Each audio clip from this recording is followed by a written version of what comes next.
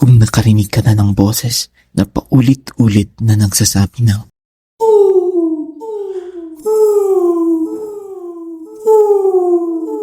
huwag kang lilingon dahil ang boses na yan ay hindi galing sa taong gusto mong makita.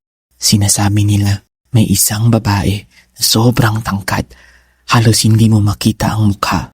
Kaya kanyang abutin kahit nasaan ka. Kamusta kaibigan? Nakapatay na ba ang ilaw? Nakasuot ka na ba ng iyong headset? At nakalak na ba ang iyong pinto? Pero sa episode natin ngayong gabi, kahit nakalak ang iyong pinto, ay maaabot ka pa rin ng ating babaeng multo. Ako si Deo, ang inyong host.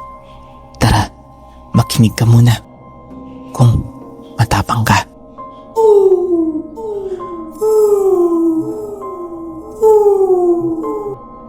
Sa Japan, kapag narinig mo ang tunog na yan, maaaring ikaw na ang susunod na biktima. Ang nilalang na ito ay kilala sa Japan bilang Hachishaku-sama. Sinasabi ng kwento, isa siyang babaeng sobrang tangkad. 8 feet ang kanyang taas, nakasuot ng puting damit at may suot na sombrero. Hindi mo agad makikita ang mukha niya, pero naririnig mo siya. Lumilitaw siya sa mga probinsya, sa mga lugar na tahimik kung saan kakaunti ang tao, at kapag napili ka niya, hindi ka niyang iiwan. May isang kwentong isang batang lalaki bumisita sa bahay ng kanyang lolo't lola.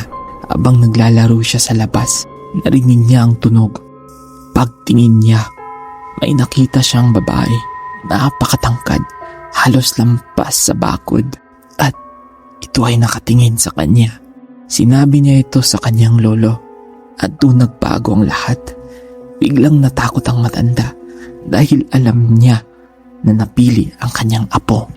Dinala siya sa loob ng bahay, pinaupo sa isang kwarto, pinalibutan ng mga papel na may dasal, at kanila itong binantayan magdamag.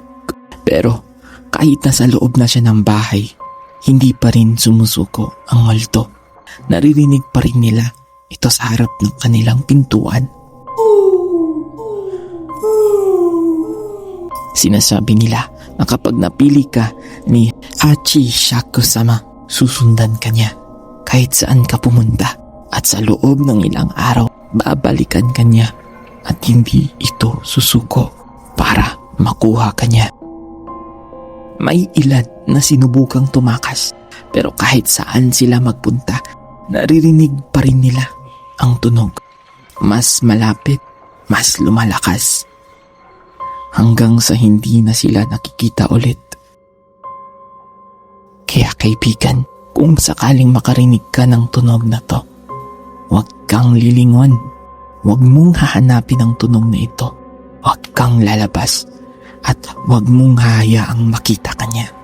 Dahil kapag nakita ka, hindi ka niya kakalimutan at hindi ka niya papabayaang makaalis, at hahanapin ka niya kahit saan ka magpunta.